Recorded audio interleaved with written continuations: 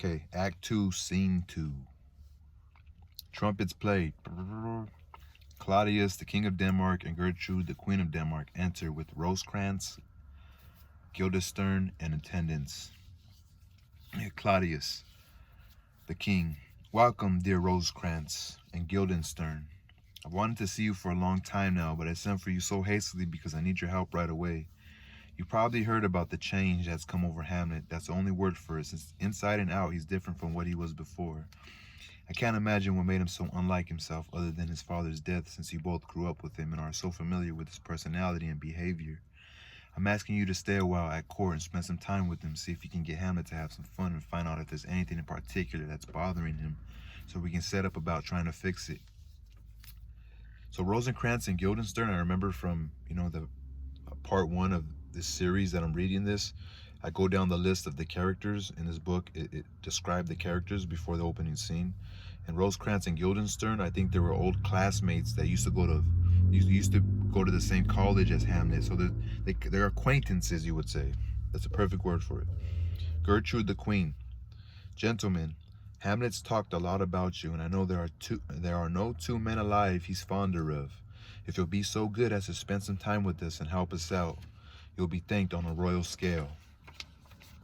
Rosencrantz, both you and the king might have ordered us to execute your command instead of asking us so politely.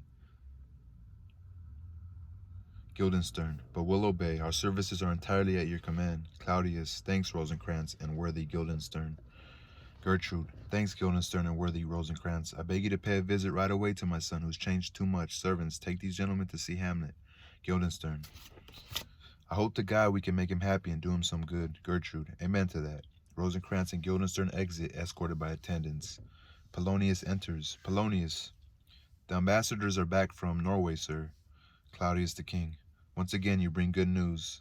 Polonius, do I, sir?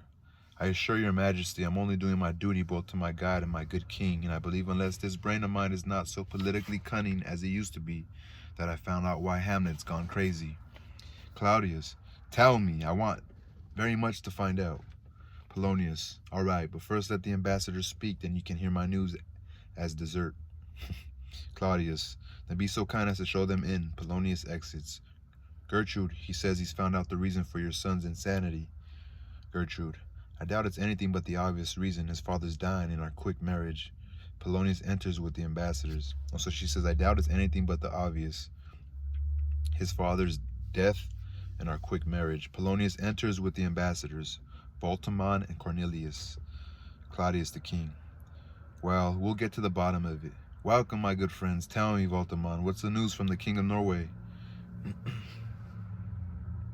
So they're ambassadors of Norway. Voltimand, greetings to you too, your highness. As soon as we raised the matter, the king sent our messengers to stop his nephew's war preparations, which he originally thought were directed against Poland, but learned on closer examination were directed against you. He was very upset. He was very upset that Fortinbras had taken advantage of his betting, or no. He was very upset that Fortinbras had taken advantage of his being old and sick to deceive him, and he ordered Fortinbras' arrest. Fortinbras swore never to threaten Denmark again. Okay, so yeah, Fortinbras, I guess Fortinbras is the son of the old king who was also named Fortinbras, but of it's Norway, right? It's Denmark. Yeah, Norway. Okay, Norway. So there was a king of Norway named Fortinbras. He got killed by Hamlet's dad, which is also named Hamlet. So Fortinbras had a son who's also named as Fortinbras, and now he wants to take revenge on Denmark because that's the king that killed him. I don't know if he wants to kill Hamlet. He probably wants to kill the king who was Claudius, whoever's king of Denmark. Fortinbras wants to kill because they killed his father. So this scene they're talking about, I guess Claudius sent Voltimand and that other guy, Voltimand and Cornelius, to go talk to the king of Norway, just so they could let him know, hey, your fucking nephew, the same situation. I guess the other king died, his brother took Usually it's the son, but I guess the brother was still alive, so the brother became king. Just like Hamlet's dad, he died, now his brother became king. It should be the sons, really, because that's like they're in your fucking circle of family and they won't really deceive you, but your brother has his own family and his own things to look after. So supposedly Fortinbras swore never to threaten Denmark again.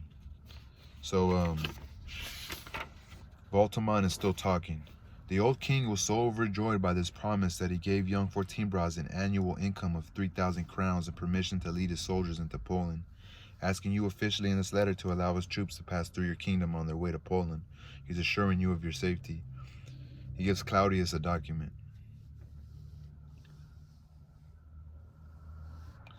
Okay, so I guess that king is paying Fortinbras some sort of salary now of 3,000 crowns. A crown is a kind of gold coin.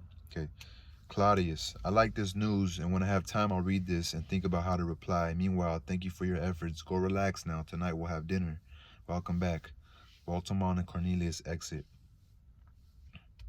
Polonius, well, that turned out well in the end, sir and madame. To make grand speeches about what majesty is, what services are, why day is day, night is night, and time is just a waste of lot of day, night, and time. Therefore, since the essence of wisdom is not talking too much, I'll get right to the point here. Your son is crazy. Crazy I'm calling it, since how can he say what craziness is except to say that it's craziness? But that's another story. Polonius sounds stupid. But, Gertrude, please stick to the point. But Gertrude says, please stick to the point. Polonius, madame, I'm doing nothing but sticking to the point. It's true he's crazy, and it's a shame it's true, and it's truly a shame he's crazy, but now I sound foolish, so I'll get right to the point. Now, if we agree Hamlet's crazy, then the next step is to figure out the cause of this effect of craziness. I suppose I should say the cause of this defect, since this defective effect is caused by something. This is what we must do, and that's exactly what needs to be done. Think about it. I have a daughter. I have her until she gets married, who's giving me this letter, considering it her duty. Listen and think about this. To the heavenly idol of my soul, the most beautified Ophelia. By the way, beautified sounds bad, it sounds awful, it sounds crude, it's a terrible use of the word, but I'll go on. In her excellent white bosom, etc., etc. You don't need to hear all this stuff. So he was pretty much reading a letter that his daughter gave him that's justifying maybe why she thinks Hamlet went crazy for her. As he puts, so in quotations, he's reading this to the mother of Hamlet in front of the king. This is a quote from the letter that Hamlet wrote to Ophelia. To the heavenly idol of my soul, the most beautified Ophelia. That's where it stops. And then he says, by the way, beautified sounds bad, it's awful, it sounds crude, it's a terrible use of the word. So now this is something else Hamlet says in the letter that he's telling the king and the queen. In her excellent white bosom, etc., etc., blah, blah. So I guess, and then he said, you don't need to hear all this stuff. So it's kind of funny. He's like, you don't need to hear all this personal stuff he's telling my daughter, maybe stuff they've even done or whatever. So Gertrude, Hamlet wrote this letter to Ophelia. Polonius, madame, please be patient. I'll read it to you. You may wonder if the stars are fire. You may wonder if the sun moves across the sky. You may wonder if the truth is a liar. But never wonder if I love. Oh, Ophelia, I'm bad at poetry. I can't put my feelings into verse, but please believe I love you best. Oh, best of all, believe it. Yours forever, my dearest one, as long as I live, still chugging along, Hamlet. Dutifully and obediently, my daughter showed me this letter, and more like it. She told me all about how Hamlet had been courting her, all the details of where and what he said and when. Claudius, and how did she react to all this? Polonius, sir, what is your opinion of me? Claudius, I know you are loyal and honorable. Polonius, I would like to prove to you that I am. But what you have thought of me if I had kept quiet when I found out about this hot love? But what would you have thought of me if I had kept quiet when I found out about this hot love, which I noticed even before my daughter told me about it? My dear queen, what would you have thought of me if I had turned a blind eye to what was happening between Hamlet and my daughter? No, I had to do something, and so I said to my daughter, Lord Hamlet is a prince. He's out of your league. You have to end this. And then I gave her orders to stay away from him and not to accept any messages or little gifts from him. She did what I said. When she rejected Hamlet, he became sad and stopped eating, stopped sleeping, got weak, got dizzy, and as a result lost his mind, and that's why he's crazy now, and all of us feel sorry for him. Claudius, to Gertrude, do you think that's why Hamlet's crazy? Gertrude, it may be, it certainly may be. Polonius, has there ever been a time, I'd really like to know, when I've definitely said something was true and it turned out not to be true? I'm gonna call him Polonius. Maybe, okay, Claudius, not that I know of. Polonius, chop my head off if I'm wrong. I follow the clues and uncover the truth, even if it's at the very center of the earth. Claudius, what can we do to find out if it's true? Polonius, why, you know he sometimes walks here in the lobby for 4 hours at a time. Gertrude, yes he does. Polonius, when he's there next time, I'll send my daughter to see him. To Claudius, you and I will hide behind the auras, and auras is a hanging wall tapestry, and watch what happens. If it turns out that Hamlet's not in love after all and hasn't gone mad from love, then he can fire me from my court job and I'll go work on a farm. Claudius, we'll try what you suggest. Hamlet enters, reading a book. Gertrude, look how sadly he's coming and reading his book. Polonius, please go away, both of y'all. Speak to him now, or please let me. Claudius and Gertrude exit. The king and queen. And Polonius says, how are you, Hamlet? Hamlet, fine, thank you. Polonius, don't you know who I am? Hamlet, of course. You sell fish.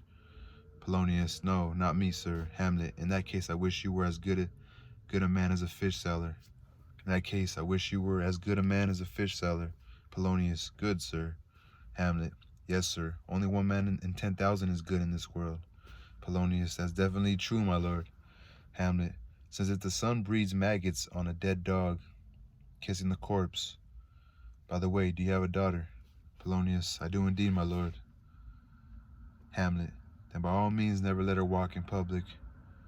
Procreation is a good thing, but if your daughter gets pregnant, look out, friend. Polonius to himself, now what does he mean by that? Still harping on my daughter, but he didn't recognize me at first. He mistook me for a fish seller. He's far gone, but when I was young I went crazy for love too. Almost as bad as this. I'll talk to him again. To Hamlet, what are you reading, your highness? Hamlet, a lot of words. Polonius, and what is the subject? Hamlet, between whom? Polonius, I mean, what do the words say? Hamlet, oh, just lies, sir. The sly writer says here that old men have gray beards, their faces are wrinkled, their eyes full of gunk, and that they have no wisdom and weak thighs. Of course I believe it all, but I don't think it's good manners to write it down, since you yourself, sir, would grow as old as I am if you could only travel backwards like a crab. Polonius to himself, there's a method to his madness. To Hamlet, will you step aside, my lord? Hamlet, into my grave. Polonius, well, that's certainly out of this world, all right. To himself, his answers are so full of meaning sometimes. He has a way with words as crazy people often do, and that same people don't have a talent for. I'll leave him now and arrange a meeting between him and my daughter. To Hamlet, my lord, I'll take my leave of you now. Hamlet, you can't take anything from me that I care less about except my life, except my life, except my life. Hamlet is pretty dark right now. Polonius, goodbye, my lord. Hamlet to himself, these boring old fools. Rosencrantz and Guildenstern enter. Polonius, you're looking for Lord Hamlet. He's right over there. Rosencrantz, thank you, sir. Polonius exits. Guildenstern, my lord. Rosencrantz, my dear sir. Hamlet, ah, my good old friends, how are you, Guildenstern? And Rosencrantz, boys, how are you both doing? Rosencrantz, oh, as well as anybody. Guildenstern, happy that we're not too happy. Lucky in being not too lucky. We're not exactly at the top of our luck. Hamlet, but you're not down and out either, are you? Rosencrantz, no, we're just somewhere in the middle, my lord. Hamlet, so you're around Lady Luck's waist. Guildenstern, yes, we're the privates in our army. Hamlet, haha, so you've gone into her private parts? Of course, Lady Luck is such a slut. Anyway, what's up? Rosencrantz, not much, my lord, just that the world's become honest. Hamlet, in that case, the end of the world is approaching, but you're wrong. Let me ask you a particular question. What crimes have you committed to be sent here to this prison? Guildenstern, prison, my lord. Hamlet, Denmark's a prison. Rosencrantz, then I guess the whole world is one. Hamlet, yes, quite a large one, with many cells and dungeons, and Denmark being one of the worst. Rosencrantz, we don't think so, my lord. Hamlet, well, then it isn't one to you, since nothing is really good or bad in itself. It's all what a person thinks about. It's all what a person thinks about it, and to me, Denmark is a prison. Rosencrantz, that must be because you're so ambitious. It's too small for your large mind. Hamlet, small? No, I could live in a walnut shell and feel like the king of the universe. The real problem is that I have bad dreams. Guildenstern, dreams are a sign of ambition, since ambition is nothing more than the shadow of a dream. Hamlet, but a dream itself is just a shadow. Rosencrantz, exactly. In fact, I consider ambition to be so light, and airy that it's only the shadow of a shadow. Hamlet, then I guess beggars are the ones with bodies, while ambitious kings and heroes are just the shadows of beggars. Should we go inside? I seem to be losing my mind a bit. Rosencrantz, Guildenstern, we're at your service, whatever you say. Hamlet, no, I won't class you with my servants, since, to be frank with you, my servants are terrible. But tell me as my friends, what are you doing here at Elsinore? Rosencrantz, visiting you, my lord, there's no other reason. Hamlet, well then I have you. Well then I thank you, though I'm such a beggar that even my thanks are not worth much. Did someone tell you to visit me? Or was it just your whim, on your own initiative? Come on, tell me the truth. Guildenstern, what should we say, my lord? Hamlet, anything you like as long as it answers my question. You were sent for. You've got a guilty look on your face, which you're too honest to disguise. I know the king and queen sent for you. Rosencrantz, why would they do that, my lord? Hamlet, that's what I want you to tell me. Let me remind you of our old friendship, our youth spent together, the duties of our love for each other, and whatever else will make you answer me straight. Rosencrantz to Guildenstern, what do you think? Hamlet to himself, I got my eyes on you. To Guildenstern, if you care about me, you'll be honest with me. Guildenstern, my lord, we were sent for. Hamlet, I'll tell you why, so you won't have to tell me and give away any secrets you have with the king and queen. Recently though, I don't know why, I've lost all sense of fun, stopped exercising. The whole world feels sterile and empty. This beautiful canopy we call the sky, this majestic roof decorated with golden sunlight, why? It's nothing more to me than disease-filled air. What a perfect invention a human is. How noble in his capacity to reason, how unlimited in thinking, how admirable in his shape and movement, how angelic in action, how godlike in understanding. There's nothing more beautiful. We surpass all other animals. And yet to me, what are we but dust? Men don't interest me. No, women neither, but you're smiling, so you must think they do. Rosencrantz, my lord, I wasn't thinking anything like that. Hamlet, so why'd you laugh when I said that men don't interest me? Rosencrantz, I was just thinking that if people don't interest you, you'll be pretty bored by the actors on their way here. We crossed paths with the drama company just a while ago, and they're coming to entertain you. Hamlet, the one who plays the part of the king will be particularly welcome. I'll treat him like a real king. The adventurous knight will wave around his sword and shield. The lover will be rewarded for his size. The crazy character can rant all he wants. The clown will make everybody laugh. And the lady character can say whatever is on her mind. Or I'll stop the play. Which troupe is it? Rosencrantz, the tragic actors from the city, the ones you used to enjoy so much. Hamlet, what are they doing on the road? They made more money and got more attention in the city. Rosencrantz, but things have changed there and it's easier for them on the road now. Hamlet, are they as popular as they used to be when I lived in the city? Do they attract big audiences? Rosencrantz, no, not like before. Hamlet, why are they getting rusty? Or why are they getting rusty? Rosencrantz, no, they're busy and excellent as ever. The problem is that they have to compete with the group of children who yell out their lines and receive outrageous applause for it. These child actors are now in fashion, and they've so overtaken the public theaters that society types hardly come at all. They're so afraid of being mocked by the playwrights who write for the boys. Hamlet, what do you mean kid actors? Who takes care of them? Who pays their way? Will they stop working when their voices mature? Aren't the playwrights hurting them by making them upstage adult actors, which they're going to grow up and become? Unless, of course, they have trust funds.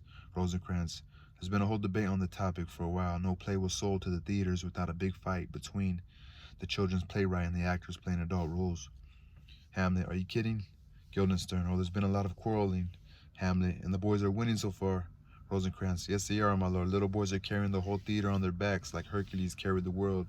Hamlet, actually, it's not so unusual when you think about it. My uncle was king of Denmark, and the same people who made fun of him while my father was still alive are now rushing to pay 20, 40, 50, 100 ducats, D-U-C-A-T-S, a piece for miniature portraits of him. There's something downright unnatural about it, if a philosopher stopped to think about it. Trumpets play off stage, announcing the arrival of the players. Guildenstern, meaning actor. Players means actors. Guildenstern, the actors are here. Hamlet, gentlemen, welcome to Elsinore. Don't be shy.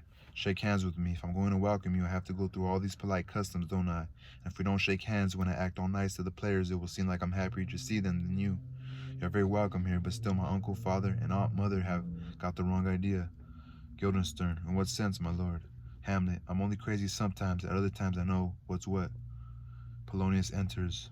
Polonius, gentlemen, I hope you are well. Hamlet, Listen, Guildenstern, and you too, Rosencrantz. Listen as close as you can. He gestures towards Polonius. This big baby is still in diapers. Rosencrantz, yes, the second time around, since, as they say, old people will become children again. Hamlet, I bet he's coming to tell me about the actors. Just watch, pretending to have a different conversation. You're right, sir, that happened on Monday morning. Polonius, my lord, I have news for you. Hamlet, my lord, I have news for you. When Roscius was an actor in ancient Rome, Polonius, the actors have arrived, my lord. So Hamlet is just like being sarcastic. Hamlet, yawn, snore. Polonius, I swear, Hamlet. Each actor arrived on his ass. He's just acting crazy with Polonius. Polonius.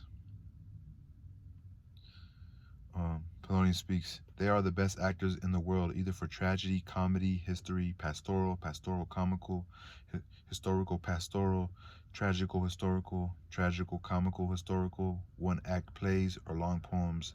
The tragic playwright Seneca is not too heavy for them to handle, nor is the comic writer Plautus too light. For formal plays or freer dramas, these are the best actors around.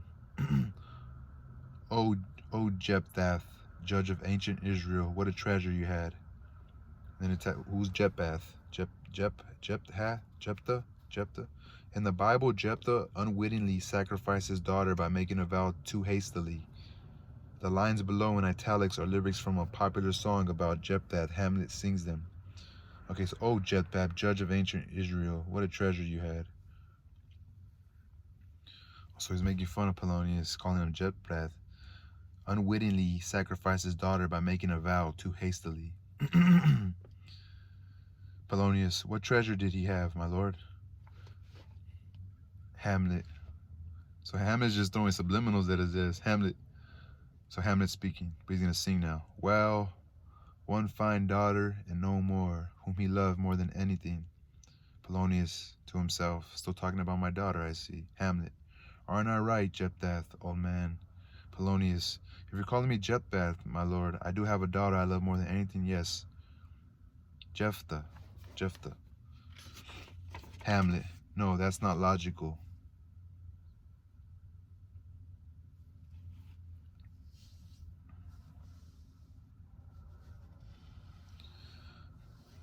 So Hamlet says it's not logical because Hamlet means that if Polonius has a daughter, it isn't because Hamlet called him Jephthah.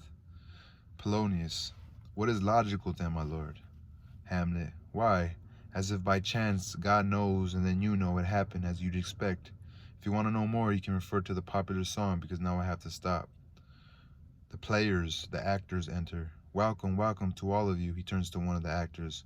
Oh, you, I'm glad to see you. Turns back to all. Then welcome, my good friends. Turns to another actor. Oh, it's you. You've grown a beard since I saw you last. Are you going to put a beard on me too? Turns to an actor dressed as a woman. Well, hello, my young lady friend. You've grown as much as the height of a pair of platform shoes at least. I hope your voice hasn't changed yet. To the whole company, all of you are most welcome here. We'll get right to business. First, a speech. Come on, give us a little speech to whet your appetites. A passionate speech, please. First player. Which speech, my lord? Hamlet. I heard you recite a speech from me once that was never acted out, or it was performed only once since the play was not popular, like caviar for a slob who couldn't appreciate it. But the critics and I found it to be an excellent play with well-ordered scenes. We're clever but not fancy. I remember one critic said there was no vulgar language to spice up the dialogue and showing off on playwright's part. That critic called it an excellent play containing things to reflect upon as well as sweet music to enjoy. I love one speech in particular. It was when Aeneas told Dido about Priam's murder. If you happen to remember this scene, begin at line. Let me see how does it go? The rugged Pyrrhus, strong as a tiger. No, that's wrong. It begins like this. Savage Pyrrhus, whose black armor was as dark plans and was like the night, when he crouched inside the Trojan horse, has now smeared his dark armor with something worse. From head to foot, he's now covered in red, decorated horribly with the blood of fathers, mothers, daughters, sons. The blood is baked to a paste by fires he set in the streets, fires that lend a terrible light to his horrible murders, boiling with anger and fire, and coated thick with hard-baked blood, his eyes glowing like rubies. The hellish Pyrrhus goes looking for grandfather Priam. Sir, take it from here. Polonius, my God, that was well done, my lord, with the right accent and a good ear. First player. Soon he finds Priam failing in his battle against the Greeks. Failing in his battle against the Greeks, his old sword, which Priam cannot wield anymore, lies where it fell. An unfair opponent, Pyrrhus rushes at Priam, and in his rage he misses. But the wind created by his sword is enough to make the weakened old man fall. Just then the city of Ilium, as if feeling this fatal blow to its ruler, collapses in flames, and the crash captures Pyrrhus' attention. His sword, which is falling onto Priam's white-haired head, seemed to hang in the air. Pyrrhus stood there like a man in a painting, doing nothing. But just as a raging thunderstorm is often interrupted by a moment's silence, and then soon after the region is split apart by dreadful thunderclaps, in the same way, after Pyrrhus paused, his newly awakened fury set him to work again. When the Cyclopses were making unbreakable armor for the god of war, their hammers never fell so mercilessly as Pyrrhus' bloody sword now falls on Priam. Get out of here, Lady Luck, you whore. All you gods should come together to rob her of her powers, break all the spokes on her wheel of fortune, and send it rolling down the hills of heaven into the depths of hell. So I think this story was like, I don't know, like I said, it was like it was relatable to what Hamlet was going to. He wanted to hear it, like getting a mercy on some sort of mercy, you know. Polonius, this speech is going on too long. Hamlet, we'll have the barber trim it later, along with your beard. Please continue, players. This old man only likes the dancing or the sex scenes. He sleeps through all the rest. Go on. Come to the part about Hecuba. First player, but who, the sadness, had seen the muffled queen. Hamlet, the muffled queen. Polonius, that's good. The muffled queen is good. First player, running back and forth, spraying the flames with her tears, a cloth on the head where a crown had recently sat, in a blanket instead of a robe wrapped around her body, which has withered from childbearing. Anyone seen her in such a state, no matter how spiteful he was, would have cursed Lady Luck for bringing her down like that. If the gods had seen her while she watched Pyrrhus chopping her husband into bits, the terrible cry she uttered would have made all the eyes in heaven burn with hot tears. Unless the gods don't care at all about human affairs. Polonius, look how flushed the actor is with tears in his eyes. All right, that's enough, please. Hamlet, to first player. Very fine. I'll have you perform the rest of it soon. To Polonius, my lord, will you make sure the actors are made comfortable? Make sure you're good to them, since what they say about us later will go down in history. It'd be better to have a bad epitaph on our graves than to have their ill will while we're alive. Polonius, my lord, I will give them all they deserve. Okay. It'd be better to have a bad epitaph on our graves than to have their ill will while we're alive. Polonius, my lord, I will give them all they deserve. Hamlet, good heavens, man, give them more than that. If you pay everyone what they deserve, when anyone ever escape a whipping, treat them with honor and dignity. The less they deserve, the more your generosity is worth. Lead them inside.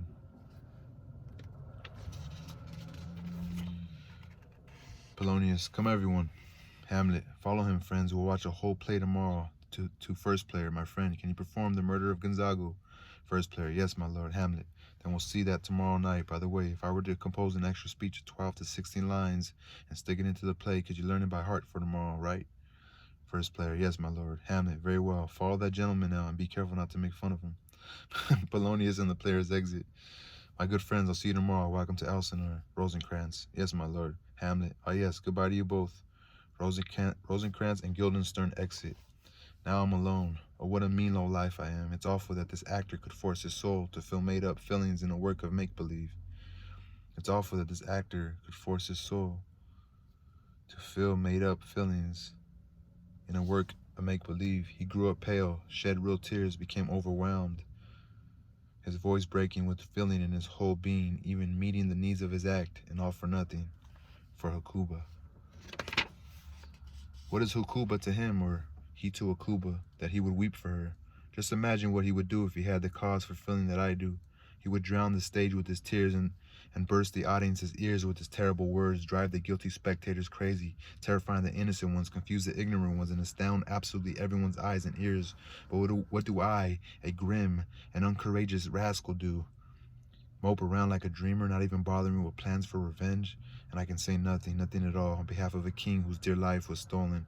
Am I a coward? Is there anyone out there who will call me villain and slap me hard, pull off my beard, pinch my nose, call me the worst liar? By God, if someone would do that to me, I'd take it because I'm a lily-livered man. Otherwise, I would have fattened up the local vultures with the intent. Okay, I'd take it because I'm a lily-livered man. Otherwise, I would have fattened up the local vultures with the intestines of that low-life king a long time ago. Bloody, inhuman villain. Remorseless, treacherous, sex-obsessed, unnatural villain. Ah, revenge, what an ass I am. I'm so damn brave. My dear father's been murdered and I've been urged to seek revenge by heaven and hell, yet all I can do is stand around, cursing like a whore in the streets. Damn it, I need to get myself together here. I've heard that guilty people watching a play have been so affected by the artistry of the scene that they are driven to confess their crimes out loud. Oh shit, he's gonna use the play to like call out his uncle. Murder has no tongue, but miraculously it still finds a way to speak. I'll have these actors perform something like my father's murder in front of my uncle. I'll watch my uncle. I'll probe his conscience and see if he flinches. If he becomes pale, I know what to do. The ghost I saw may be the devil, and the devil has the power to assume a pleasing disguise, and so he may be taking advantage of my weakness and sadness to bring about my damnation. I need better evidence than the ghost to work with. The play's the thing to uncover the conscience of the king. Hamlet exits. Okay, that's the end of Act 2. I guess Act 2 only had one scene. Alright, y'all. That's why it was a little longer. Peace, y'all.